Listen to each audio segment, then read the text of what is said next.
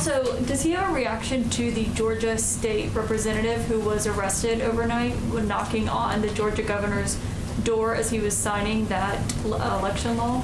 I think anyone who saw that video would have been deeply concerned by the actions that were taken by law enforcement to arrest her when she simply, by the video that was provided, seemed to be knocking on the door to see if she could watch a bill being signed into law. The largest concern here, obviously, beyond her being treated in the manner she was, which is of course of great concern, is the law that was put into place, which again the president will have a statement from the president, I expect later this afternoon on. It should not be harder, it should be easier to vote. We should not put limitations in place. People should be able to vote from home. They should be able to use absentee ballots. There should be a range of restrictions that are undone, not put back in place. And so that's a great concern, one he certainly shares with the elected official who was arrested. Does he plan to reach out to her? I don't have any calls to preview for you. If he does, I will certainly provide an update to all of you. Go ahead. Thank you, Jen. A couple follow-ups on yesterday. The president said he thinks the filibuster is a legacy of the Jim Crow era.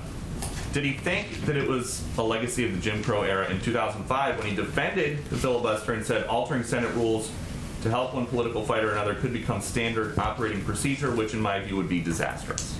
Well, Peter, one of the things he talked about yesterday was the fact that between 1917 and 1971, the filibuster was used about 58 times.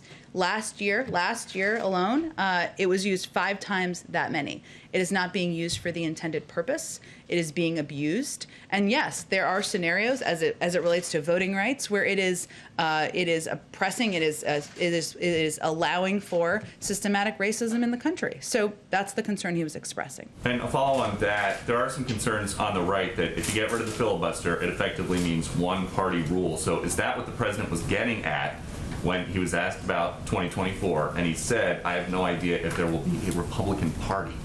Well, that certainly wasn't what he was getting at. Given as part of his answer, he conveyed that his objective and his hope is to work with Republicans. He wants to get work done for the American people. He wants to put in place solutions, put people back to work, get the pandemic under control, make voting easier and more accessible.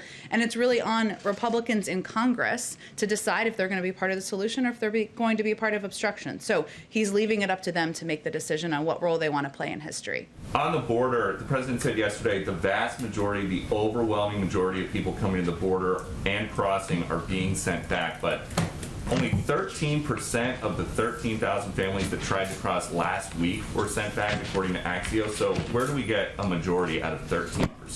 The vast majority of adults are being sent back. Okay, so the family units, 87% of them are being taken into the United States to either be resettled or await their hearings. I'm just curious, 87% in the country of the family units is not